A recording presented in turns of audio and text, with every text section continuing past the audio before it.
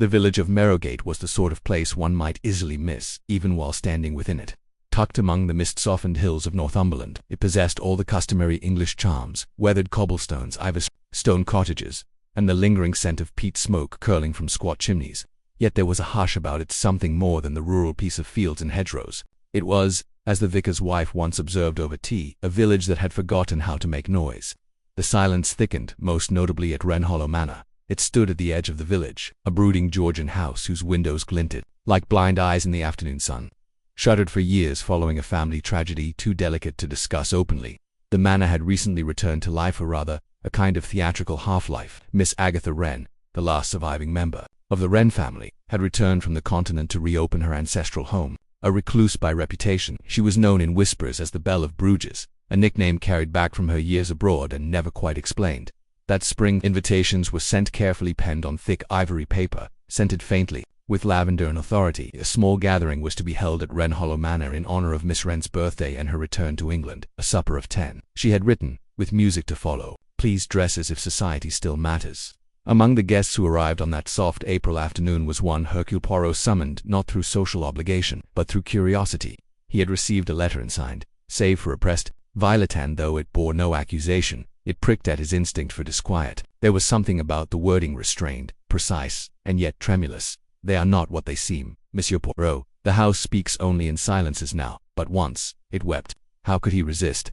The carriages came slowly winding along the gravel drive like beetles to a feast. First came Sir Oswald Calthorne, a retired judge with a temper like scorched tea. His wife, Lady Euphemia, followed on his arm, a woman with the air of someone perpetually enduring a bad smell. Then came Rosalind Vale, a concert pianist of minor fame and major ambition, accompanied by her companion, Miss Henrietta Marsh, who always watched but rarely spoke. Dr. Marcus Ellingham arrived next, smelling faintly of antiseptic and melancholy. Behind him trailed the Faraday's, a newlywed couple from London whose wealth was newer than their luggage tags. Lastly came the Reverend Phipps and his daughter Ladise, both dressed in shades of beige and piety. Poirot arrived last, fashionably so, in a dark suit so pristine it seemed to scorn the country air. The butler, whose name was Kersey and whose face appeared to have been carved from antique oak, greeted them in silence and led them to the drawing-room. No music played. The grandfather clock ticked too loudly. A fire smoldered in the grate, though it was not cold. "Such a curious atmosphere," murmured Lady Euphemia, pulling off her gloves as though they were offensive. "It feels like a mausoleum that's trying very hard to pretend it's a parlor." Miss Wren descended the staircase at precisely 6 o'clock, dressed in dove-gray silk that shimmered like old secrets. Her hair was tightly bound in a sheet, her eyes narrow and unflinching. She was not beautiful, but she was compelling in the way a locked door might be. "Madame, messieurs," she said, "welcome to the place where I was once happy, and where, I trust, we shall be tolerably civil this evening." There was an awkward silence. "I see," Poirot said, stepping forward with a slight bow, "that we are not to expect the usual pretenses of gaiety. Tursbeen, then I too shall not pretend. I have received a curious letter, Mademoiselle Anonymous. It speaks of weeping walls and caged silence, and it brought me to your door." Miss Wren studied him for a long moment. "Then perhaps," she said quietly, "you are the only one here who has come for the right reason." Dinner was served in a dining room hung with ancestral portraits whose eyes never quite met yours. The milk-cold game pie, poached trout, and accompanied by strained conversation and clinking cutlery. At one point, young Mrs. Faraday laughed too loudly, and the sound bounced strangely around the room before vanishing like a startled ghost. It was after the brandy had been poured and the guests had drifted to the drawing-room that the first oddity occurred. The grand piano, which had stood untouched in the corner all evening, let out a single note, not played, not struck, just sounded. All conversation halted. Poirot turned sharply. Dr. Ellingham coughed. Miss Marsh's teacup rattled in its saucer. "Old houses creak," said Sir Oswald dismissively. "It's wind, always is." "Yet there is no wind tonight," murmured Poirot. "And pianos, monsieur, do not creak." The next morning Lettice Phipps was gone. Her bedroom was undisturbed, the bed unslept and the window shut, the door locked from the inside. No note, no footprints, no sound of a struggle, only the echo of the piano note still lingering in the back of everyone's minds. And the silence, the terrible, heavy silence. "C'est impossible," Poirot murmured, standing in the center of the young woman's room with his hands clasped neatly behind his back. "And yet, it has occurred."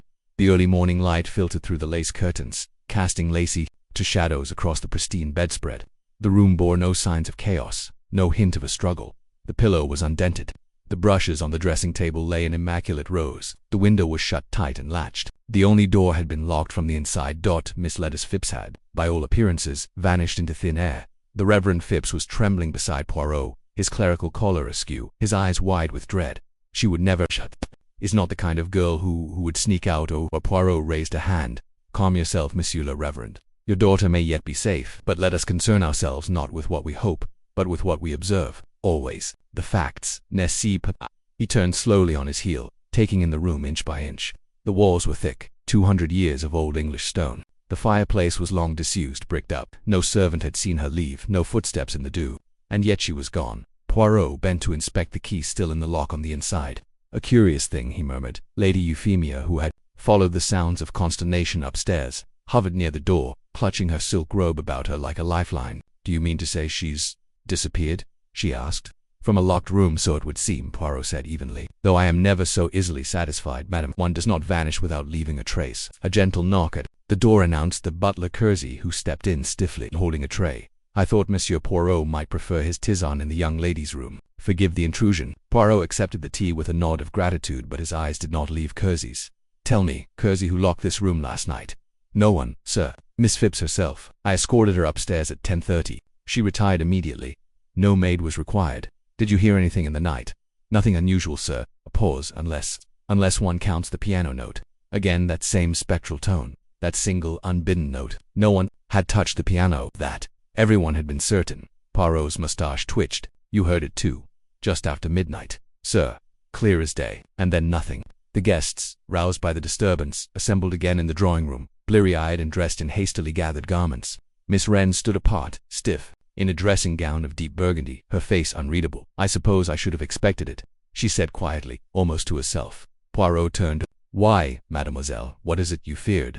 Miss Wren looked at him with eyes like shuttered windows. You were sent a letter, Monsieur Poirot, but I was sent a dream. 3 nights ago I heard Letty screaming. Not with her voice, but in the walls, a soundless scream, a silence so loud it hurt, a silence so loud it hurt. Poirot made no reply, but his gaze sharpened. Breakfast was a muted affair. The guests whispered, glancing toward the staircase as though Lettice might descend at any moment, laughing at the fuss. But her seat remained empty, and the toast went cold. The Faradays sat stiffly at opposite ends of the table. Mr. Faraday's jaw was clenched tight. Mrs. Faraday kept smoothing her napkin over and over again. Sir Oswald muttered about nonsense and vanishing acts, while Lady Euphemia picked at her grapefruit with surgical distaste. Miss Marsh said nothing, though her eyes flicked everywhere. Rosalind Vale spoke abruptly, just as the silence thickened beyond endurance. I heard something last night, she said. Something strange. All eyes turned to her. In the hallway, around 1 o'clock. A rustling like taffeta brushing stone. I assumed it was Miss Wren. I was asleep, Miss Wren said, frowning. I don't wander about in the night. Poirot leaned forward. Mademoiselle Vale, did you open your door to look? Rosalind hesitated. No, I was afraid. It didn't sound quite human, if I'm honest. Sir Oswald snorted. Oh, for heaven's sake, this is England, not a penny dreadful. Girls do not simply vanish from locked rooms. No, Poirot agreed calmly, they do not. And yet we have a locked room and a vanished girl, so we must ask ourselves what appears to be impossible, and how might it nonetheless be done. He stood and addressed them all. Mies Amos, I ask that none of you leave the grounds of Wren Hollow. Until Miss Phipps is found or her fate is explained, I shall consider this house the scene of a crime. A crime, cried Reverend Phipps. But what kind? You don't mean she's been, monsieur, that a young woman has disappeared from a sealed room in the dead of night, and the only sound heard by any of you is a single, inexplicable note from a piano no one touched. Poirot paused, letting the words settle like dust over the group. And so, he said softly, until I understand what that note means, no one is to be considered above suspicion. Later that day, Poirot began his inquiries at once, methodically, without drama. He asked for floor plans. He interviewed Kersey and the servants. He examined the piano. He paced the corridor outside Lettice's room, tapping lightly at the walls. Then he found something, a small, almost imperceptible scratch, near the baseboard just outside her door, barely noticeable. But Poirot was not a man who missed such things.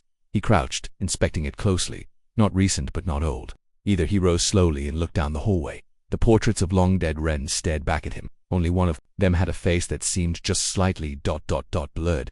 He stepped toward it and tapped the frame. Hollow. Double quotes. Ah, he said, with a faint smile. So the house does have its secrets. And somewhere in the walls, a silence was still holding its breath. The third morning dawned with the uneasy brightness of a sky trying too hard to look innocent. Mist hung in the garden like breath that refused to be exhaled, and the stone path that curved around the west wing of Wren Hollow was still damp from the morning dew. The house itself, however, seemed unchanged, silent, unmoved, perhaps faintly amused at the idea that its age-old mysteries might yield so easily.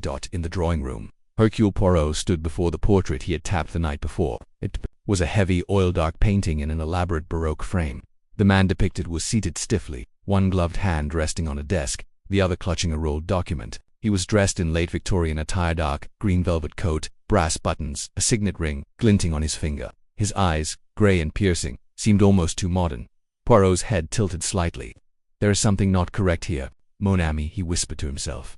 Miss Agatha Wren entered without ceremony, a morning shawl wrapped tightly around her shoulders. "That's Sir Lionel Wren," she said. "My great-great-uncle, a stern man. They say he once had a maid dismissed for crying in the linen room." Poirot turned slowly.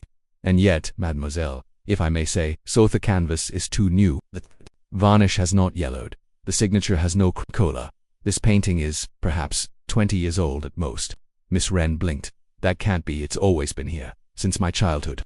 "Then either your memory is at fault, or someone has made a curious substitution." Her lips thinned. "You believe someone replaced the portrait of Sir Lionel with a forgery?" "Not a forgery, exactly," Poirot said softly, "but perhaps a decoy."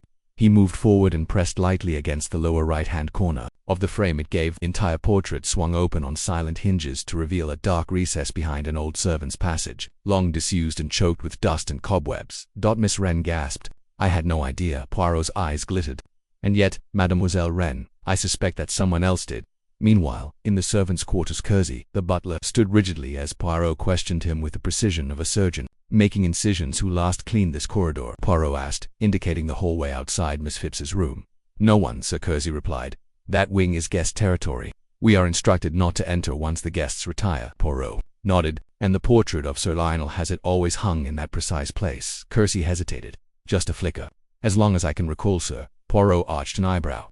"Ah, but recall, Monsieur Kersey, is such a treacherous thing, especially when protecting secrets." Kersey said nothing, but a muscle in his jaw twitched. In the garden, clues in bloom, Rosalind Vale had taken her coffee out into the rose garden, clearly hoping the fresh air might silence her nerves. Poirot, ever unobtrusive in his approach when he chose to be, found her there, staring at a bed of tightly closed buds. "You strike me as a woman of great sensitivity, Mademoiselle Vale," he said gently. "I'm a musician," she said with a sigh. "We are trained to hear things others miss, which is why I find it difficult to believe that noise from inside the house, say a scream, could have happened without someone hearing it, unless it was never made aloud." Poirot replied, "Unless it was a silence so deliberate, so pregnant with meaning, that it replaced the need for a cry." She looked at him sharply. "You think this is about silence?" "I think silence is the language of this house, and someone here speaks it fluently." Rosalind hesitated. "I heard something else last night after the piano note. Footsteps, but very light, like someone walking barefoot, and I thought I heard breathing, but when I opened my door, nothing." Poirot nodded. "You have been most helpful, mademoiselle, and your ears, your musician's ears, they may yet help solve this mystery." At midday, a revelation of desperation, while Poirot explored the passageway behind the portrait, armed with a lantern borrowed from Kersey, Captain Faraday approached Miss Marsh, the quiet companion of Rosalind Vale, who sat alone in the library with a crossword puzzle and the air of a woman who had long since tired of observing fools. "I say," Faraday began, hesitating in the doorway, "this whole business not normal, is it?" Miss Marsh looked up. "Your wife doesn't think so either." He blinked. "You've spoken with her." "She speaks often. I listen often. A lopsided arrangement, but not an unproductive one." Captain Faraday coughed. "She's nervous. She thinks well. She had a dream about the girl Lettice." "What sort of dream?" "A cage," he said. "Pulling a woman in a glass cage, but she couldn't scream. Her mouth opened, but no sound." Miss Marsh slowly put down her pencil. "That's very specific." "I know," he said. "And she's never had dreams like that before coming here." Miss Marsh stared at him. "Perhaps she's not dreaming them. Perhaps she's remembering." Poirot, in the passage, the narrow passage behind the portrait, ran the length of the guest wing, its walls narrow and lined with old hooks and faded plaster. Poirot moved slowly, his lantern catching spiderwebs and motes of dust that danced like secrets. At last, he came to a small wooden door, half-rotted but still intact. It led to the linen closet just across from Lettice's room. Poirot tried the handle, locked from the outside. He smiled. A route to enter, and a way to leave without being seen. On the floor lay a small object, a blue ribbon. Poirot bent and picked it up carefully. Then he froze. Something else was there, faint, almost erased, but real. A footprint in dust, small, bare, and beside it just one was another, larger, heavier. The toes pointed toward Lettice's room. straightened. His face was unreadable. He returned to the drawing room where the guests had gathered again, hushed and waiting. "The mystery of Lady Phipps's disappearance," he said softly, "is no longer impossible. Merely difficult," Lady Euphemia scoffed. "And what is your next step, Monsieur Poirot?" Poirot looked around the room. "To learn who among you has been here before, not as a guest, but as a child, for someone here does not fear this house." He paused, then added in a darker tone, "They remember it." It was an odd thing, Hercule Poirot reflected, how the past had a way of lingering in old houses, not as memories do in the minds of men, shifting and softening with time, but with a peculiar stubbornness clinging to walls, settling into floorboards, whispering from half-forgotten corners. Wren Hollow was no different, perhaps even more so. That afternoon Poirot requested a tour of the house, not the polished rooms the guests occupied, but the older ones, the forgotten wings. He was accompanied, somewhat unwillingly, by Miss Wren herself, I must confess. "Monsieur Poirot," she said as they passed through a narrow corridor off the main staircase, "I find your curiosity both impressive and unsettling." "To unsettle, mademoiselle, is often the first step toward truth," Poirot replied, adjusting his immaculate cuffs. "Now, if you please, this wing." Miss Wren hesitated before producing a key from her pocket. She unlocked a door that creaked like a groan and led him into a corridor blanketed in dust. "This part of the house was sealed after my brother's accident," she said. "It hasn't been used in over 20 years. Your brother?" "Yes, Gideon. He fell from the nursery window when he was 7. He survived oddly, but not wholly. His mind was injured. He was sent away. I never saw him again." Poirot looked at her sharply. "And he would be how old now?" She did not answer directly. "Older than me, but only in theory. He died some years later, in an institution. I see." The nursery was the last room at the end of the corridor. It was untouched. A thin layer of dust veiled every toy, every shelf. A broken rocking horse stood beneath the window, its eyes chipped and eerily lifelike. Dolls slumped against faded cushions. On the wall, someone had once scrawled a row of vertical lines counting days. Perhaps Poirot stepped inside and inhaled slowly. "There is a sorrow here," he said. "Something heavy, something that lingers." Miss Wren stood stiffly by the door, unwilling to enter. "He was different, even before the fall," she said. "He never spoke, not one word in 7 years. A silence from birth." Poirot mused. How curious. "And now another child, if I may call Mademoiselle Phipps so, has vanished in silence." He examined the room. Then something caught his attention, a scrap of paper beneath the nursery wardrobe. He bent, retrieved it, and "Read. They said I mustn't speak, but I heard it, in the walls. It watches." The handwriting was childish, erratic. Poirot turned to Miss Wren. "You are quite certain your brother died?" Her expression hardened. "What are you implying, Monsieur Poirot?" "That Gideon, my brother, has returned to haunt his own house." Poirot bowed his head. "I imply nothing, mademoiselle. I only observe that this house contains more than furniture and secrets. It may yet contain a memory so strong that it has grown limbs." Downstairs, murmurs and mistrustment while in the billiards room. Dr. Ellingham was engaged in a hushed conversation with Rosalind Vale. The room was dim, lit only by the watery afternoon light falling through a high window. "Did you know her well?" Rosalind asked, referring to Lettice Bailey. Ellingham replied, adjusting his spectacles. "But she struck me as highly strung, tremulous even. The kind of person who feels things too deeply and says too little." "And yet," Rosalind said, "it's always the quiet ones who vanish." Dr. Ellingham turned away, clearly unsettled. "This place breeds unease. I've visited many homes in my time, some full of illness, others of grief. But this one feels hollow. Hollow, as though something was taken out and never put back." Poirot makes an observation later that evening. Poirot gathered the guests once more in the drawing room. The fire was lit, though no one was cold. It was, he explained, a psychological necessity. Flames gave a sense of comfort, and he intended to remove precisely that. "There is a second passage," he said plainly, "behind the nursery. It connects to a servant's stairwell, long since bricked up at the bottom, but it ends just beside Miss Phipps's room.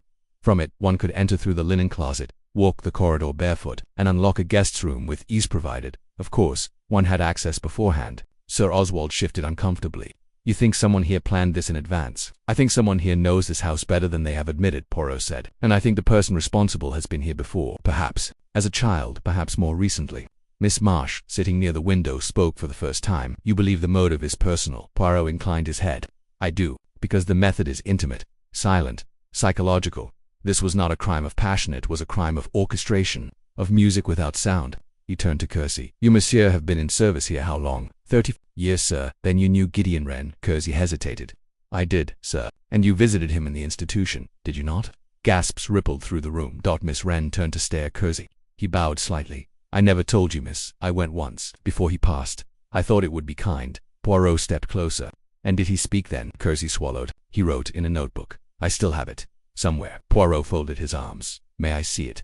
The notebook was tattered and stained. Inside were pages of scribbles, symbols, and short sentences that made little sense, but one page stood out in careful, childlike print. I still remember the secret room. I wait in silence. I listen. Poirot stared at the words, then at the list beneath it. Names. Some were scratched out, but 2 remained untouched. Agatha Letticy snapped the notebook shut. So it begins to reveal itself, he said quietly. Miss Wren whispered, "You think he's alive?" Poirot did not answer, but in the firelight something crackled in the chimney, a faint sound, like laughter or weeping. A dense rain fell over Marrowgate the next morning, obscuring the hills with a soft grey curtain and beating against the windows of Wren Hollow, manor-like fingers demanding entry. The house, as if in sympathy, seemed to retreat further into itself. Corridors darkened, doors remained closed, and even the ticking of the long case clock in the hall seemed subdued. Hercule Poirot, however, was unusually animated. I asked myself, he said to Miss Marsh over a modest breakfast of toast and strong coffee, why a piano should sound a note when no one is near it, in a house where silence is both symptom and strategy. It is not a trick of acoustics, it is a message. Miss Marsh tilted her head. But who is it for? For whom indeed? Poirot tapped his finger on the saucer, or perhaps more importantly, from whom, excused himself and made for the music room, which had been locked since the disappearance of Lettice Phipps. Kersey met him there, keys in hand. Miss Wren gave permission. The butler said solemnly, "Though she does not like this room disturbed." "Quite," said Poirot. "The dead do not like their secrets shaken from the walls." The door opened on a room of peculiar elegance. Tall windows stood veiled in sheer fabric, filtering the pale light until it seemed like moonlight even in daytime. Against the far wall, beneath a gilt-framed mirror, sat the grand piano, black, flawless, still. Poirot approached it reverently. "And here we are." The voice that sang once without a singer. He lifted the lid. The strings were gone. Froze, then slowly leaned in, inspecting the empty interior. No wires, not a single one. The inside of the piano had been gutted silently, expertly. He stepped back. "Mon Dieu," he whispered. So the sound was never real. Miss Marsh had followed him in an illusion, none worse, a deception, designed to suggest something impossible. And yet it was heard by every guest. A sound that could not be. A phantom note. He turned abruptly. This was meant to frighten, to unsettle, a psychological device. Someone wanted us to believe the house itself was speaking. Miss Marsh looked pale. Then who played it? Poirot's gaze was sharp. But I no longer think anyone played it at all. Meanwhile, in the blue bedroom, Rosalind Vale sat at her vanity, blotting tears from her cheeks with a crumpled handkerchief. Her companion, Miss Henrietta Marsh, stood silently in the doorway, her brow furrowed with something not quite sympathy. "Watching us," Rosalind whispered. "Who is?" "I don't know," she said, voice trembling, "but I feel it. I woke up in the night, and the window latch had been turned. It was locked before I went to bed." "Perhaps a draft," said Miss Marsh softly. Rosalind shook her head. "No, it's not wind, it's deliberate. Someone comes in at night." Henrietta's tone sharpened. "Then why don't you leave?" "Why stay?" "Because I can't," Rosalind said. And then, voice even lower, "He'll follow." Miss Marsh stiffened. But Rosalind only shook her head and closed her eyes. Poirot's gathering of threads in the library that evening. Poirot laid several objects on a small oak table before the assembled guests. First, the ribbon found in the passage. Second, the notebook of Gideon Wren. Third, a photograph, faded but unmistakably showing a young Gideon and Agatha Wren standing before the nursery fireplace. Between them, barely visible, was another child. "This," Poirot said, tapping the photograph, "is not Miss Wren's only sibling." Gasps erupted around the room. Agatha Wren stood. "That's absurd." Poirot's voice remained calm. "There is a third child in this photograph. You claimed only Gideon and yourself. But this child, shorter, younger, has your mother's mouth. That's a cousin," Miss Wren snapped. Poirot shook his head. "No, mademoiselle. You have misled us." And now the truth begins to emerge from its hiding place. Sir Oswald stood, fists clenched. "What game is this Poirot accusing our hostess of?" "I accuse no one, Monsieur," Poirot interrupted. "But I do insist on truth. Someone here has known this house far longer than they admit. Someone has walked its passages before. Someone has lived in its silences." He looked to Kersey. "When did the piano lose its strings?" Kersey looked flustered. I don't know, sir. It has not been played in years. The room has remained locked." "Then we must ask," Poirot said. "Who had the key?" Agatha Wren's face blanched. "I did," she whispered. Poirot nodded. "And yet the room was entered. Someone went in, removed the strings, and arranged for us all to hear a note that could not have sounded." He turned to Rosalind. "You heard footsteps, breathing, someone barefoot in the night. Did you see them?" "No," she said faintly. "But the smell, something earthy, damp, like old stone and wet leaves." Poirot steepled his fingers. "I believe the person responsible lives not in this house but beneath it." The cellar with lanterns in hand, Poirot, Kersey, and Dr. Ellingham descended the narrow servants' stairs to the cellar, a low-ceilinged warren of stone corridors, once used for storage but now long abandoned. At the far end, behind an iron grate that had long since rusted through. They found it at chamber.rough-hewn cold, lit faintly by a small oil lamp, and inside it a bedroll, a cracked teacup, and a pile of yellowing papers scrawled in a child's hand. Poirot picked one up. She took my voice. I wait until I can speak again when they listen, when they hear. He turned slowly, and there, in the far corner, stood a figure, thin, pale, barefoot, hair long and tangled, eyes wide and wild but unmistakably human. Not a ghost, not a phantom. Man, a brother, Gideon, Poirot said softly. But the figure did not answer, he only stared, and the silence, rich, layered, unbroken, spoke volumes. The silence in the cellar was thick enough to taste damp mineral, and ancient Hercule Poirot stood motionless, gazing at the pale figure in the shadows. Behind him, the flame of the lantern flickered, casting wavering shapes upon the stone walls. The man, if he could still be called that, was barefoot, clothed in rags and layers of filth, his face half hidden behind a curtain of tangled graying hair, yet his eyes were unmistakably human, intelligent, haunted. Gideon Wren, Poirot said again, gently this time. Is that your name, mon ami? No response, not even a flinch. The man watched Poirot with the wary caution of a feral creature. His hands twitched, but he did not speak. Not a sound escaped his lips. Poirot took one step forward. You live here, he said softly. In the silence, beneath the house, all these years, Dr. Ellingham murmured, this man has been living in the cellars of Wren Hollow, undetected. That's impossible. Not impossible, Poirot replied, merely unnoticed. There is a difference. He turned toward Kersey, who looked ashen. He said Gideon died. That's what I was told, sir, the butler stammered. I visited him at Briarstone Asylum 15 years ago. They said he'd passed.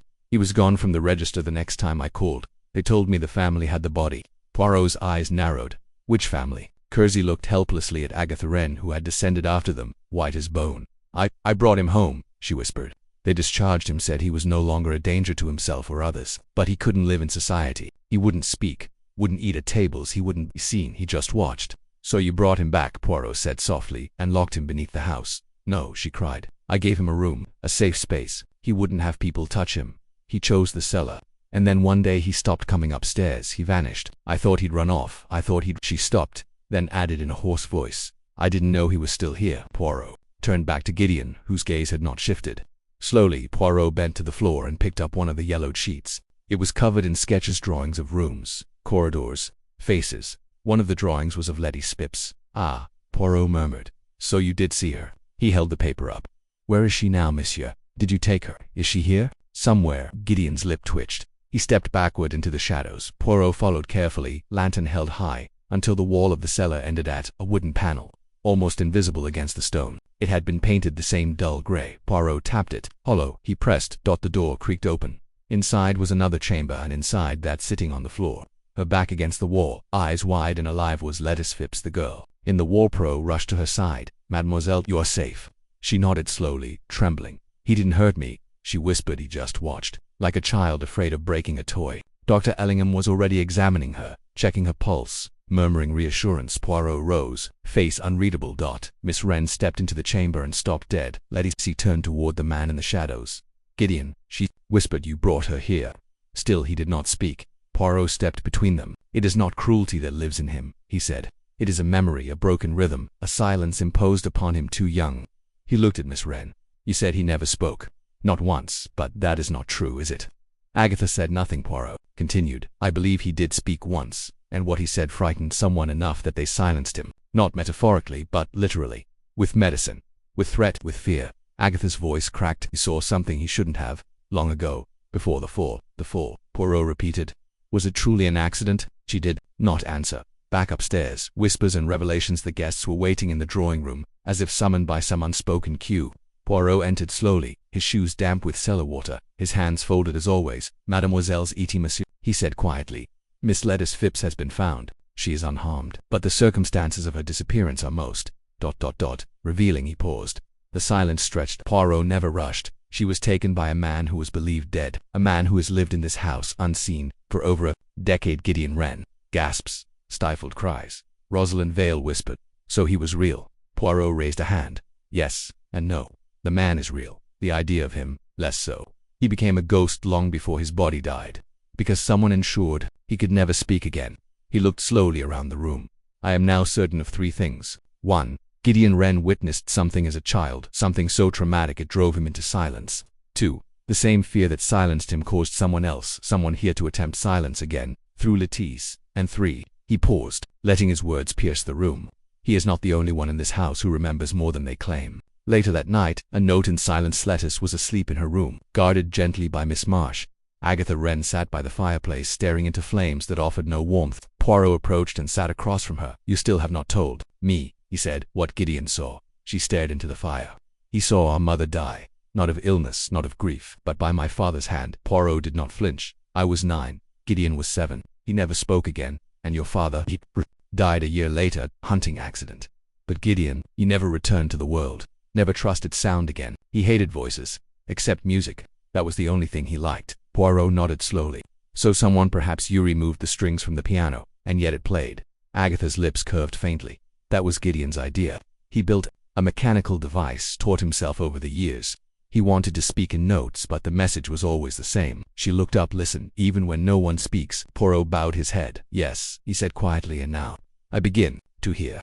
By morning, Wren Hollow was no longer merely a house. It had become a character in its own right, watchful, wounded, perhaps even vindicated.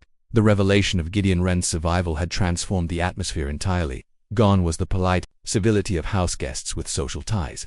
What remained was a group of individuals tangled in a mystery that was no longer theoretical. It had a face, now silent, haunted, and very much alive. Hercule Poirot sat alone in the conservatory, sipping a tisane with deliberate slowness. Beyond the glass, mist clung to the trees like regret, and the garden seemed to retreat from the manor as if it, too, needed distance. The chairs around him were empty for now, but not for long. He had requested the guests gather again at 11 o'clock sharp. He was ready to reveal the first truth, not the final one. Not yet. The puzzle, after all, had several pieces still missing.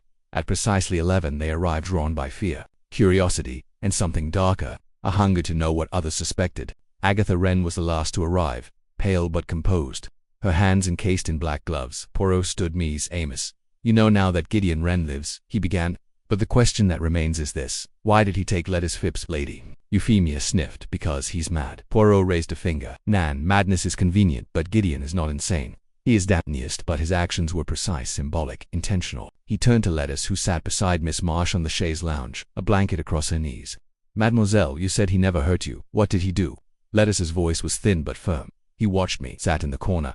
Sometimes he hummed," Poirot repeated.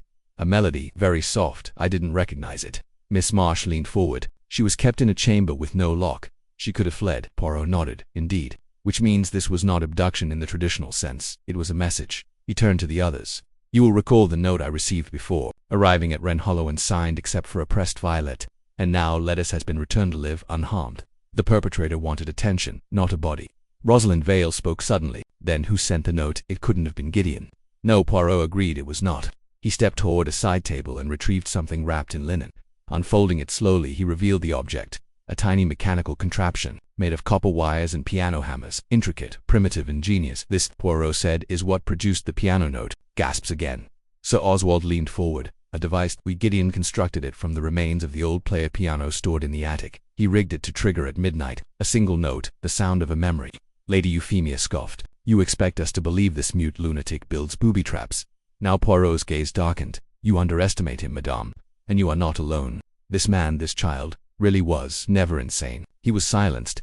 He looked meaningfully at Agatha. "By whom?" he asked. She met his gaze. Her voice was flat. "By all of us." In the Hall of Mirrors later that day, Poirot stood in the upper gallery, a seldom used corridor lined with long mirrors and portraits. The place had an uncanny quality, reflections bending at odd angles in the old glass. It was here, years ago, that Gideon's accident had occurred. The broken railing had since been repaired. The nursery window through which he had reportedly fallen stood closed and bolted. And yet, Poirot knew, something still lurked here, something crucial. He examined a nearby sconce, then the floorboards, then the wood panel beneath the window. It opened, a hidden cavity large enough for a child or even a small man to hide inside. Inside it, dust-free and oddly recent, was a folded note. Poirot read it. "She told me not to tell, but I saw him go through the mirror." Poirot froze. He stepped to the mirror opposite the window. It was slightly ajar. Behind it, another passage. The mirror passage. The passage was narrow and angled, clearly not part of the house's original design, perhaps added later during renovations. It allowed someone to move between rooms, observing through slits behind the mirrors. Poirot followed it with careful steps. It led directly to the guest wing and, curiously, had a small break in the wall just behind the headboard in Lettice Phipps's room, a listening post. Poirot pressed his hand against the wood. He could hear the murmurs of the drawing-room below. He turned and retraced his steps through the mirror, through the gallery, back down the staircase. The pieces were aligning. Now he needed only to find the last one. A whisper from the dusk. Poirot visited the linen room near the servants' stairwell, where he had previously found the blue ribbon. There, folded beneath a pile of old napkins, was a weathered photo album. Its cover was stitched with faded thread. The Wrens. 1890-1930. Poirot sat on a bench and opened it slowly. Photos of children, garden parties, christenings. Then toward the back a photograph he recognized from the cellar. Agatha Gideon, and the other child. This time, someone had written in ink beneath it. Agatha Gideon. Elias. Poirot's eyes narrowed. Elias, a third sibling, unmentioned, forgotten or erased. He closed the book and stood. This was no longer merely a story of madness. It was one of shame. In silence. The discovery of the Namaleus wren was not merely a footnote in an old photo album. To Hercule Poirot it was a thunderclap, the final missing shape that allowed all other shadows to resolve themselves.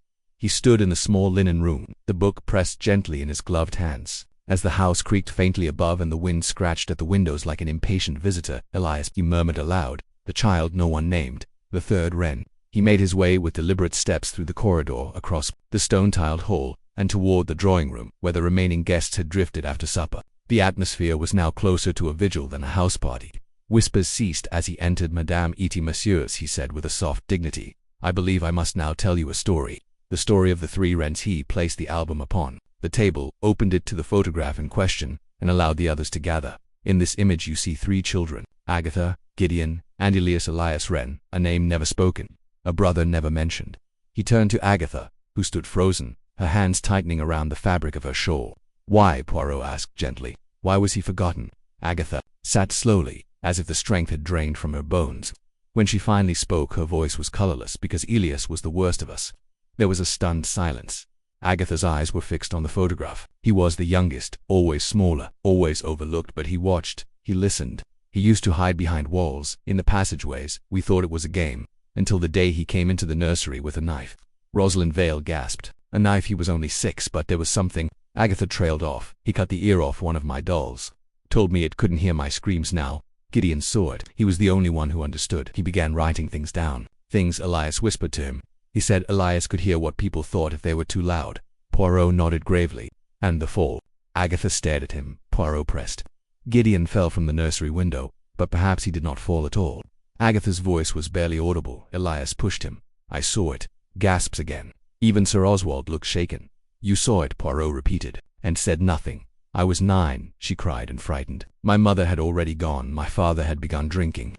I told myself I was imagining it, and then Elias disappeared. They said he'd drowned in the well on the edge of the property. But the body, Poirot asked, they never found it. The return of a name. Poirot turned to the rest of the guests. So now we know. Elias Wren, the forgotten child, the lost name, and perhaps the true puppeteer behind this theater of silence. Lady Euphemia looked faint. You mean he's still alive? Poirot's face was grave. I think it is possible.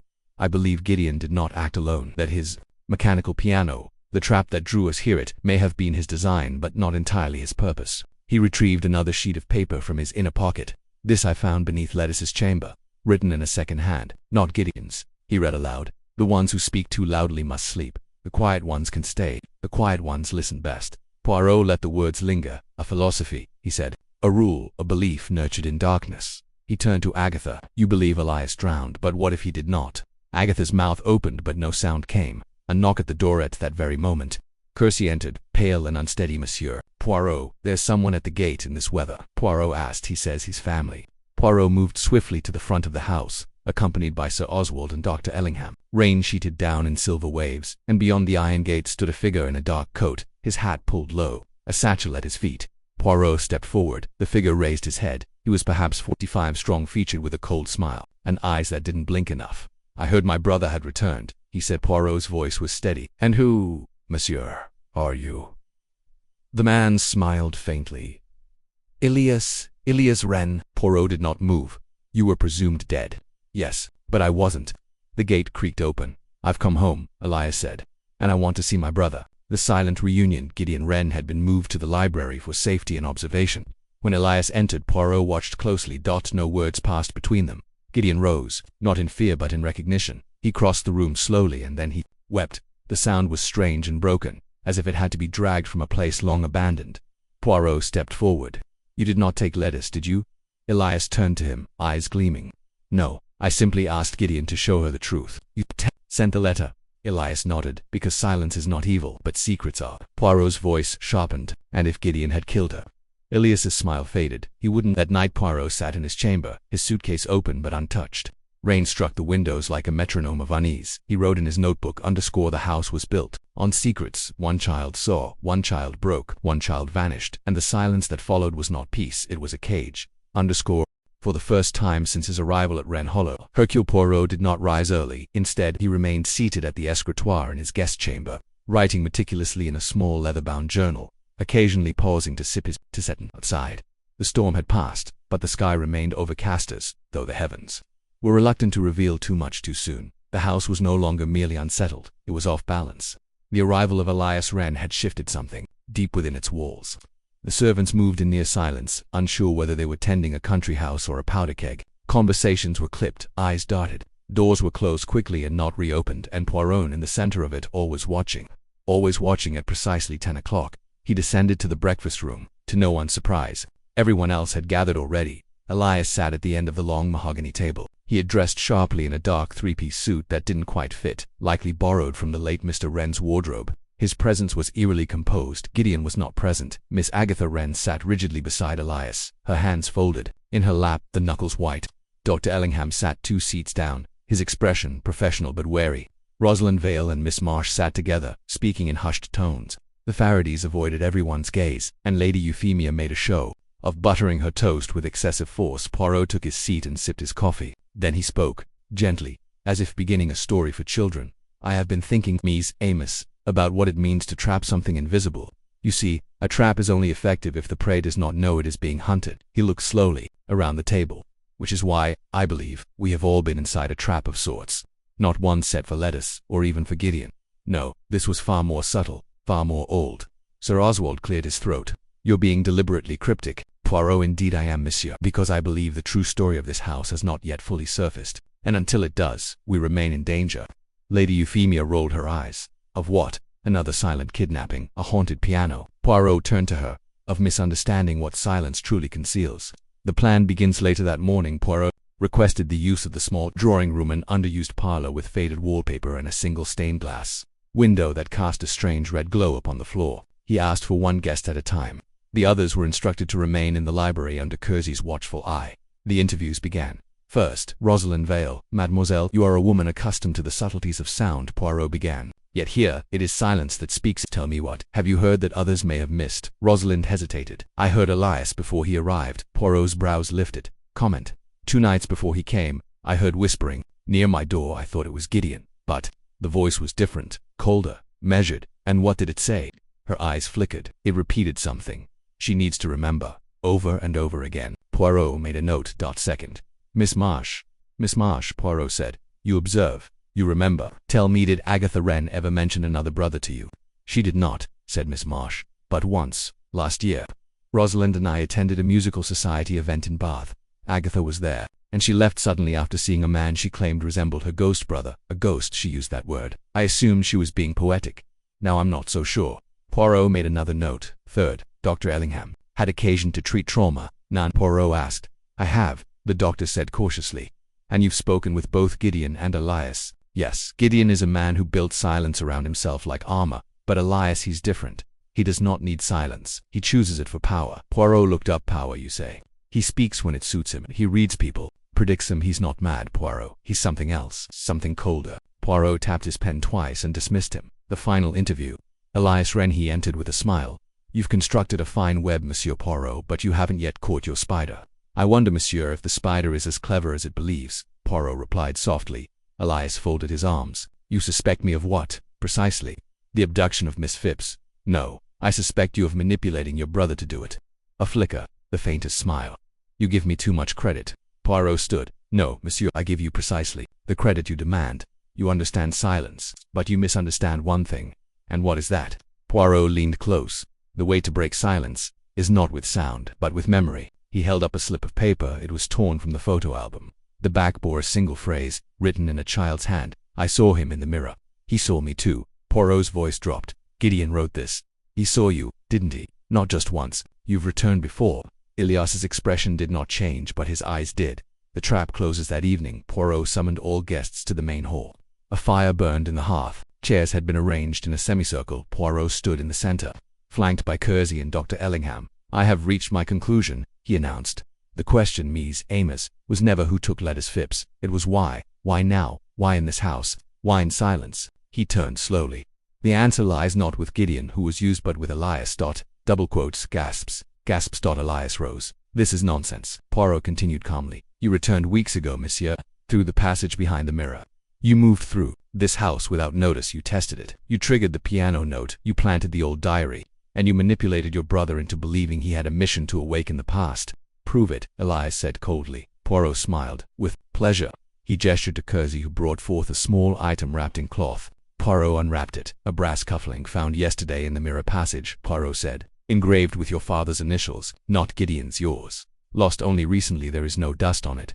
Then Poirot produced a second item. The pressed violet from the anonymous letter. Identical flowers were found in the box in your satchel, monsieur. Finally, Poirot held up the mechanical device. And this, not Gideon's handiwork. The design matches one described in an old journal of Elias Wren held at the Royal Institute of Mechanical Curiosities. Poirot turned. It was always Elias and Pickle. Gideon, poor loyal, broken Gideon, had simply wanted his brother to speak again.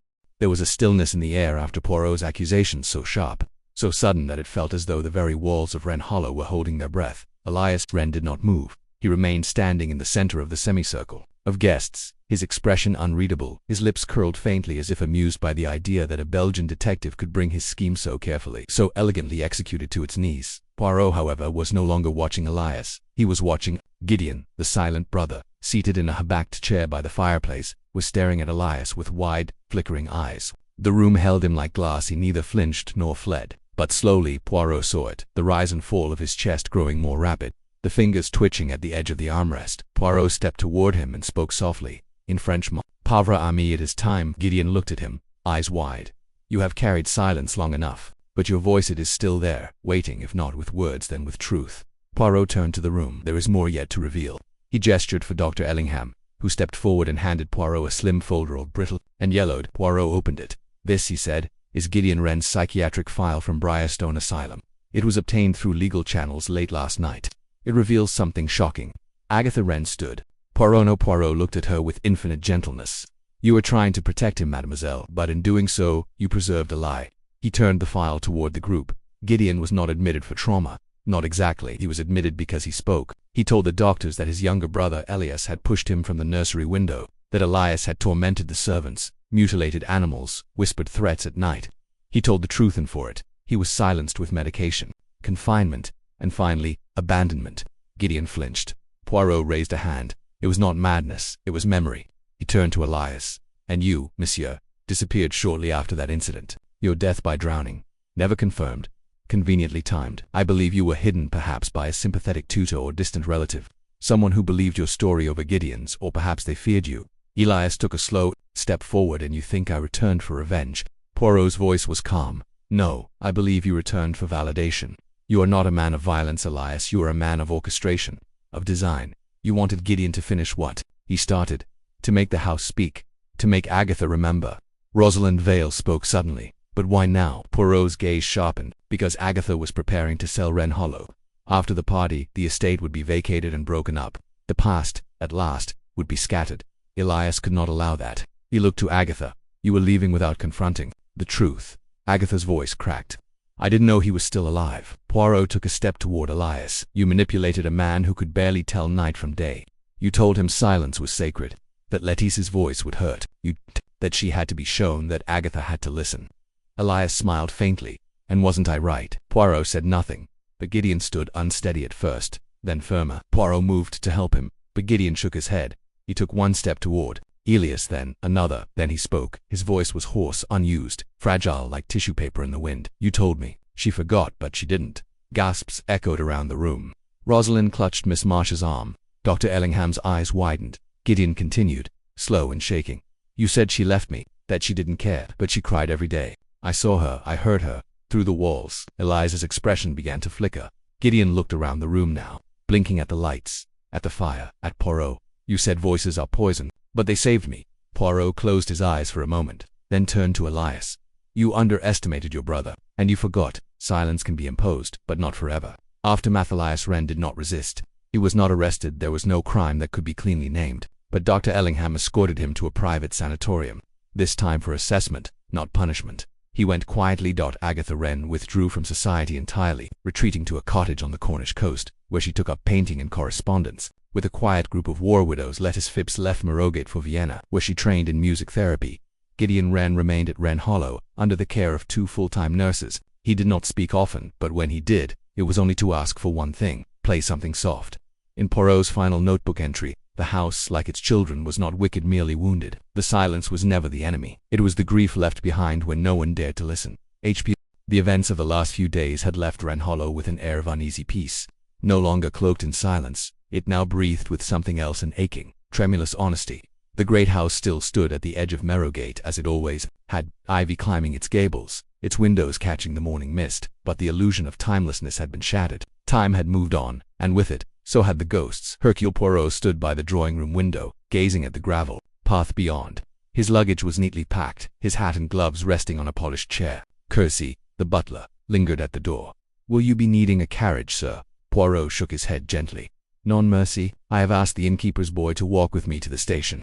I find it centering." Kersey hesitated, then added, "The house has been quieter since your arrival." Poirot turned. "No, mon ami, not quieter, more truthful. There is a difference." Kersey bowed and departed. As Poirot turned to collect his things, he was stopped by a voice tremulous and unfamiliar, yet not entirely strange. "Monsieur Poirot." Gideon stood in the doorway. His voice was stronger than before, though it still seemed unused to its own sound. He wore a grey pullover and dark trousers, modest, neat. His eyes were clearer now, no longer entirely locked in the past. "I wanted to thank you," Gideon said. Poirot inclined his head. "There is no need. Monsieur, it is I who thank you for your courage. Few would step into the light after such darkness." Gideon stepped into the room, glancing at the piano, now restored with fresh strings but unused. "I don't understand why he came back," Gideon said softly. Poirot did not pretend confusion. "Elias?" he asked. Gideon nodded. Poirot thought for a moment before replying. "Because control is the language of those who cannot grieve. Your brother lost more than his family. He lost his certainty. And when men cannot control their past, they sometimes try to rebuild it in others." Gideon looked away. "He said I was weak." Poirot's expression softened. He was wrong. There was a long silence this time, not the oppressive kind that had haunted the house, but something healing, something open. Then Poirot added, "Will you remain here, monsieur, at Wren Hollow?" Gideon gave the smallest of smiles. "For a while. It's strange. I thought I would flee the moment the door opened. But the house, it knows me. Maybe I need to listen to it for once." Poirot nodded approvingly. One must not fear the echoes, only what they refuse to say." The farewells in the entrance hall. Poirot found Miss Henrietta Marsh waiting, her travelling cloak folded over one arm. "You'll be returning to London?" he asked. "Yes," she replied. "Rosalind's gone ahead. She's had quite enough mystery for one season." "She has been brave," Poirot said. "And you, mademoiselle, you have been most observant." Henrietta offered a faint smile. "It's what I do best." Poirot paused. "Will you write about this?" Henrietta looked surprised. "Why do you ask?" "Because this is a story. Others might wish to forget, but perhaps it should be remembered." Henrietta's smile faded into something more contemplative. "We'll see." Outside, the gravel crunched beneath Poirot's shoes as he made his way to the garden one last time. He paused beneath the great beech tree where the children once played Gideon, Agatha, and Elias. The air was still, yet no longer heavy. The house loomed behind him, its many windows watching, but this time it felt less like surveillance and more like farewell. Poirot stood there a moment longer, then he turned at the station Marrowgate, as tiny platform was nearly empty. The boy from the inn tipped his cap and wandered off. Poirot sat alone on a wooden bench, a small leather case by his side, his gloved hands folded neatly atop his cane. A newspaper lay discarded beside him. He picked it up. The headline read, "Wren Hollow Mystery Ends in Silence." Poirot allowed himself a rare, private smile. How wrong they were. It had not ended in silence. It had ended in voice, in Poirot's final letter unsent to whom it may concern. "This case, more than most, reminded me that not all mysteries are crimes. Some are griefs in disguise, wrapped in decades of fear and pride. The house at Wren Hollow was never cursed. It was wounded, a home fractured by memory, held together by silence. The solution was not in clues, nor footsteps, nor timepieces. It was in listening, and sometimes, mon ami, that is the most difficult act of all." Hercule Poirot. 6 weeks had passed since Hercule Poirot left Wren Hollow. The fields of Northumberland had turned from winter's sodden grey to spring's first trembling green. Lambs bleated on the hillsides. The mist over Marrowgate came and went with less determination, and even the wind seemed less burdened. The London newspapers had moved on. Wren Hollow no longer earned column inches, tucked instead between advertisements for garden tools and society engagements. The silence that had so terrified its guests now belonged to memory, but not for Poirot. In his Mayfair apartment, far from the old stones and secrets, he sat at his breakfast table in crisp attire, polishing the last corner of a silver spoon and reading a letter that had arrived without fanfare. He read it once, then again, before folding it neatly and placing it on the sideboard. It was from Gideon Wren. Monsieur Poirot, the house is quiet and not with fear, but with peace. I sleep in the nursery again. As strange as that may sound, the room no longer feels like a prison. Let us send her regards. She wrote to me from Vienna. She said the silence there is different, full of music. I've started playing again. Only simple things. Scales, mostly. My fingers don't always obey, but it's a beginning. You were right. Silence isn't evil. It's what we bury inside it that becomes dangerous. With gratitude, Gideon Wren Poirot placed the letter beside his cup and leaned back in his chair, thinking there was a knock. His valet entered. "A Miss Henrietta Marsh, sir. She insists she won't stay long." "Show her in," Poirot said with a smile. Miss Marsh swept into the room, dressed in a navy coat and a smart cloche hat, holding a leather-bound journal under her arm. "I'm headed to the publishers," she announced without greeting. "I thought you'd like a copy of the manuscript." Poirot gestured to a chair. "You've written the story." "Then, in part. Names changed, endings softened, but the message is intact." Poirot regarded her. "And what is the message, mademoiselle?" Henrietta tilted her head. "That sometimes the loudest cry is no cry at all, that silence isn't always consent, and that some ghosts are alive and well, they just don't want to be seen." Poirot nodded. Wise, she placed the manuscript on the table and stood to go. "By the way, the title." "Ah, yes, The House That Listened." Poirot smiled. "Turs bien, you have learned much." She paused at the door. "So have you, Monsieur Poirot." 3 months later, Vienna, in a sunlit conservatory on the edge of the Austrian capital. Lettice Phipps stood behind a Steinway, guiding the hands of a child with hearing loss, that were working on vibrations, feeling rhythm through touch. The child smiled as the keys trembled beneath her fingertips. Lettice closed her eyes and allowed herself a moment of stillness. In her pocket was a small pressed violet, a reminder. In Cornwall, Agatha Wren walked alone along a cliff path, salt wind tugging at her scarf. In her coat pocket was a letter, unopened. From Elias. She would not read it. Some silences she had decided were better kept, but others, like Gideon's voice, like the house itself, had deserved to be broken long ago. She stood for a long time by the edge of the sea. And then, at last, she let the letter fall into the wind. Back in Morrogatron, Hollow stood as it always had, but something had changed. One window on the second floor was left open inside. From the nursery a melody drifted into the twilight, not perfect, not polished, but real. And far above, on a shelf in the attic, the old player piano parts gathered dust, again mute. At last. Final note in Poirot's journal. To silence a truth is not to erase it. One may trap it behind walls, dress it in politeness, or bury it beneath memory, but eventually it begins to echo. And Hercule Poirot, he listens. Fin. The summer bloomed late in Northumberland that year, as if the countryside, like the people within it, had taken longer than usual to recover from winter's hush. Wren Hollow remained perched above the village of Marrowgate, like a brooding sentinel, but its silence no longer felt oppressive. It had mellowed, softened, as if the house, having exhaled its secrets, had grown tired of holding its breath. Inside, the hallways were alive again. Dust was chased from mantels, windows opened to air out corridors long closed, and laughter, not frequent but sincere, was occasionally heard on the stairs. Hercule Poirot had not returned, and yet, in many ways he had never left. His influence lingered like perfume, precise, faint, persistent. Guests still discussed him in the drawing-room. Servants referred to him with the sort of reverence reserved for physicians, who remove something malignant without disturbing the soul. And in the study, on the desk beneath the ticking mantel clock, Saturday, a small velvet pouch he had left behind. Inside was a single tuning fork. In the library, a visitor returns. Dr. Marcus Ellingham had returned to the manor by invitation, ostensibly to check on Gideon's recovery, though more likely out of an unresolved fascination with the house itself. He found Gideon seated in the library, paging slowly through a botanical text. "You look well," Ellingham said cautiously. Gideon looked up. His expression was calm. "I feel well. And the disturbances?" "No more whispers," Gideon said with a faint smile. "No more nightmares. Just the occasional echo." Ellingham pulled a chair beside him. "And Elias gone?" Gideon replied, officially committed. "I've had no word." Ellingham hesitated. "And would you want word?" Gideon closed the book. "No." A pause. Then softly, "But I would want peace." In London, Poirot at rest. Meanwhile, in the heart of London, Poirot was reclining in his armchair, polishing the handles of his silver cane with great satisfaction. His apartment was filled with the faint aroma of bergamot from his tea. A knock at the door preceded the arrival of Chief Inspector Japp. "You know," Japp grumbled, "I read the file 3 times and still don't understand how you figured it out." Poirot looked over his cup. "Which part?" The piano device. The mirror passage. The brothers. The silence. The psychology of it all. It was like unraveling music written backwards. Poirot smiled gently. Maze weep because this crime it was not written in blood, but in omission. It was not murder of the body, but of the voice. Japp frowned. Still sounds like madness to me. Poirot shook his head. Not madness, memory. That is what defeated them all in the end. He sipped his tea, and music. In Vienna, a new voice let us. Phipps stood in a sun-drenched practice hall. Surrounded by young students, her program in music therapy had grown, and today she was introducing a blind child to vibrations through the floorboards. As the child tapped the keys, Lettuce guided her hands gently, until she found a chord that resonated through her bones. The girl smiled. Lettuce did, too. Later, in her flat above the conservatory, she unfolded a letter from Gideon.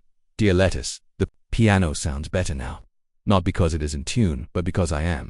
I think I'll paint the nursery yellow, or perhaps something absurd like periwinkle. Agatha would have hated that, but I think she'd like it now. I think she finally forgave herself. As for Elias, I dream of him less. Thank you for seeing me as more than my silence with kindness. G.W. Lettuce folded the letter and set it beneath a paperweight shaped like a violet Marrowgate, a village, unchanged in the shops and lanes of the village. People still talked about the great mystery of Wren Hollow, though now with the embellishments that time allows. Some said Gideon had never existed. Others claimed Poirot had uncovered a murder, never made public. A few whispered that the house was alive. None of them were entirely wrong. For Wren Hollow had listened, it had endured, and it had finally spoken. And Hercule Poirot, having listened in return, had given its voice back. Final note from a journal left unnamed: there is a kind of silence that damages, the silence of denial, the silence of shame. But there is also a silence that heals, the one that follows truth, the one that allows a voice to emerge, shy, broken, imperfect, but whole. This, I believe, is what Wren Hollow became. H.P. Chapter 14. When the past stops. Knocking. It was midsummer when Hercule Poirot received the package. He had just finished trimming the ends of his impeccable mustache and was about to pour himself a measured cup of tisane when Georges' valet entered the drawing room holding a brown parcel tied in heavy string. No return address, Sir Georges said, but it was posted from Northumberland. Poirot raised an eyebrow. Ah, then I suspected. Is not a cookbook. He waited until Georges departed, then unwrapped it carefully. Inside was a wooden music box, the old-fashioned kind, dark walnut, with a velvet interior and a tiny silver key.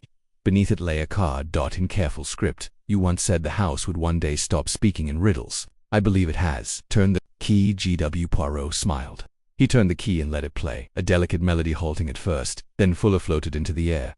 It was a lullaby, simple, almost childlike. But Poirot recognized it immediately. It was the same tune Gideon had hummed when Lettuce Phipps was found, only now it was complete. Wren Hollow reimagined back in Northumberland. Wren Hollow was transforming. Gone were the moth-eaten curtains, the locked rooms, and the mirror passage hidden from light. Gideon Wren had hired local craftsmen to reopen the east wing and install skylights in the long-abandoned upper hall.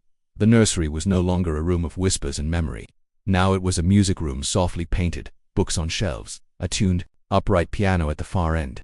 On the mantel stood 3 framed photographs: Agatha Wren, smiling faintly beneath a parasol, Lettuce beside her music students in Vienna, and a younger Poirot clipped from a newspaper article, standing proudly with a silver cane and a twinkle in his eye. Gideon spent his mornings composing simple pieces and his afternoons walking the grounds. The village no longer stared at him. With pity or suspicion, children waved. Some even came for piano lessons. He had not forgotten Elias, but he no longer heard him in the walls. Vienna. The silence between notes. Lettuce Phipps sat in the corner of a lecture theater, watching a class on trauma and sensory development. She had begun studying for a second certification. Music therapy, she now believed, was not merely healing. It was truth told without fear of judgment. Each evening, she wrote in her journal. And always, at the top of each page, she wrote the same quote one Poirot had spoken the day she was found.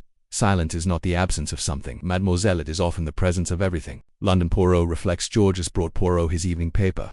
But the great detective had already closed his eyes, listening to the music box as it replayed its gentle lullaby. On his lap sat a stack of notes, his own, in the neat, angular handwriting of a man who observed more than he said. He was compiling them for publication, not as a case file, as a memoir. People think the cases I solve are always about cleverness, he muttered aloud, but this was about courage. Georges returned with a candle, noting the wistful look on Poirot's face. Another case finished. Sir Poirot opened one eye. No, Georges, a life restored. That is far rarer. Marrowgate. One final echo. Late one night, a traveler passing by the manor swore they heard something strange, the faint sound of a piano, playing through the open windows of Wren Hollow. Not just any music, a duet, to parts one firm and grounded, The other hesitant, higher, lighter. Some said it was Gideon with a student, others believed it was Gideon and Elias, together in dream or memory. Either way, the sound was beautiful, and when it faded, the silence that followed was not haunting. It was peace. Final note in Poirot's private casebook. Wren Hollow was never cursed. It was a house of memory, of grief, yes, but also of endurance. The mystery was not how letters vanished, but why silence had become preferable to truth. And now, at last, the silence has been broken. Hercule. It was a cool morning in early August when Poirot received the telegram from GWREN. Wren Hollow Manor, Northumberland. Monsieur Poirot. Renovations complete. Music returns. You were right. The silence has changed. Please visit if you ever pass. Through the gate will open. The house remembers. Yours GPOIROT folded the paper and stared out his window at the passing clouds. The city, with its constant chatter and endless bustle, felt far away from the sorrow-stained corridors of Wren Hollow. Yet he knew, when a house sheds its grief, it leaves something behind. Not noise, not silence, but space. Space to breathe again. Wren Hollow summer light. When Poirot arrived 3 days later, the difference was immediate. The house, once clenched and brooding, now opened itself like a reluctant book. The gate no longer creaked in warning. The gravel did not crunch with suspicion. The door was already open when he reached the front steps. Gideon stood waiting, his shoulders no longer hunched, his eyes no longer darting to shadows. Monsieur Poirot, he said, you came. I did not wish to stay away, Poirot replied softly. This house and I, we have unfinished music between us. Gideon smiled faintly and gestured toward the hall. Come, there's something I'd like you to hear. The room that held its breath, the nursery, was no longer a nursery. Its transformation was delicate, half music studio, half sanctuary. Where once dolls sat in silence and chalk marks haunted the walls, now hung light linens and framed sheet music. In the far corner stood a freshly tuned grand piano, its lid open, sunlight falling across its polished keys. Gideon took a seat. Poirot sat opposite, on a deep velvet chair. Then, without words, Gideon began to play. It was not a performance. It was not even a piece with a name. It was a memory, translated into sound. Delicate, halting, a minor key, unresolved. But halfway through it shifted into something warmer, a rising phrase, a trembling chord that refused to collapse into sadness. Poirot closed his eyes. When the final note lingered, unhurried, unashamed, Gideon looked up. I wrote it for Elias, he said. It's what I wished he could have said. What I wished I could have said to him. Poirot rose. And you have said it now, mon ami. Gideon nodded. I call it the caged silence. Downstairs, familiar footsteps later as the two men shared tea in the library. Poirot noticed a new addition to the shelves, a small bound copy of Henrietta Marsh's novel, The House That Listened. Gideon saw him glance at it. She sent the first copy to me. Did you read it? Poirot asked 3 times. And did you see yourself in it? Gideon looked into his cup. No, I saw what I might have become, had I not been heard. Poirot was quiet for a long moment. Then he spoke. You have done something many do not. You faced the silence, and you turned it into something that listens back. Gideon gave the smallest smile. I only followed the echo you left behind. Merrowgate, the village whispers changed. News spread slowly in the village, as it always did. Wren Hollow was open again, not to tourists, nor guests, nor any curious press, but to music students, to locals needing space, to those who knew what it meant to grow up in a quiet that crushed rather than comforted. It was said that Gideon Wren had become something unexpected, a teacher. Some even said he smiled. Final visit. One last detail on the morning of his departure. Poirot walked once more through the east wing, now fully restored. Light streamed in through every window. Even the mirror corridor had been removed, replaced by a long gallery filled with books and chairs. He paused before the old nursery fireplace. A single photograph hung above it now, Agatha Geithia and Elias's children. But now, the frame included a 4th image, an adult Gideon at the piano. Poirot touched his hat and whispered bon in his casebook. That night back in London, Poirot wrote his final reflection. The cage was not the house, nor the walls, nor even the silence. The cage was forgetting how to speak pain aloud. It is broken now, and somewhere, in a house once filled with ghosts, a man plays a song to someone who will never answer and yet still hears him. Asterisk.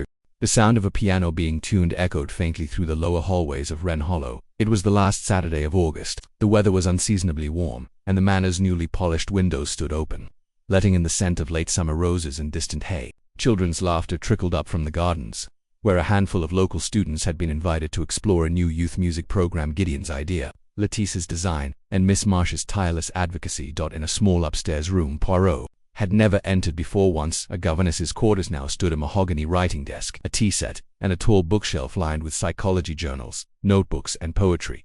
Gideon Wren sat at that desk, drafting a letter he wasn't certain he would send. The letter unsent. Dear Elias, I don't know if you will ever read this, or if it will matter, but I must write it anyway.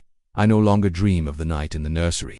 I remember it, but I do not relive it. You said silence was the only language no one could steal. Perhaps you were right. But now I understand that silence can also trap the soul inside. You trapped yourself, and you pulled me in with you, but I forgive you. That is my final silence. It will not sing. It will not echo, but it will remain. G. He folded the letter, sealed it, and placed it in the back of the drawer beneath his desk.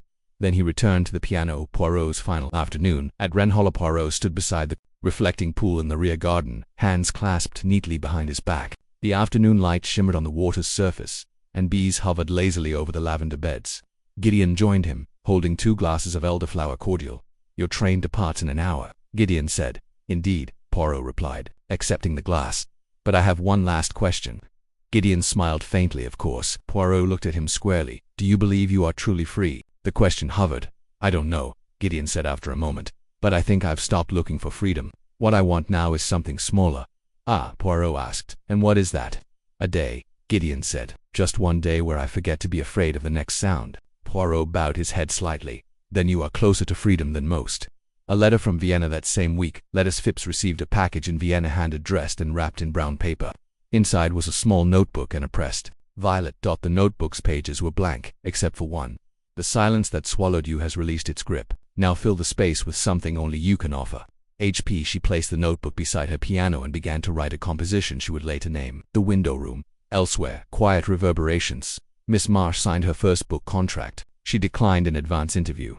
I prefer to be the one asking the questions, she said. Dr. Ellingham, invited to speak at a conference on inherited trauma, closed his keynote by saying, what we silence in one generation, we often hear screamed in the next. Sir Oswald and Lady Euphemia, having experienced more personal discomfort than they cared to admit, retreated to Scotland. They did not speak of Wren Hollow again.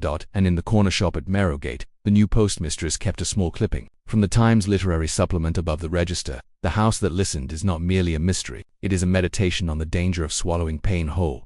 Review of the year. Tell us Poirot's final note, a whisper, not a proclamation in the pages of his private journal. One phrase stood alone beneath the date. The echo remained, not to haunt, but to witness. And Hercule Poirot, he listened. Then at last, he left.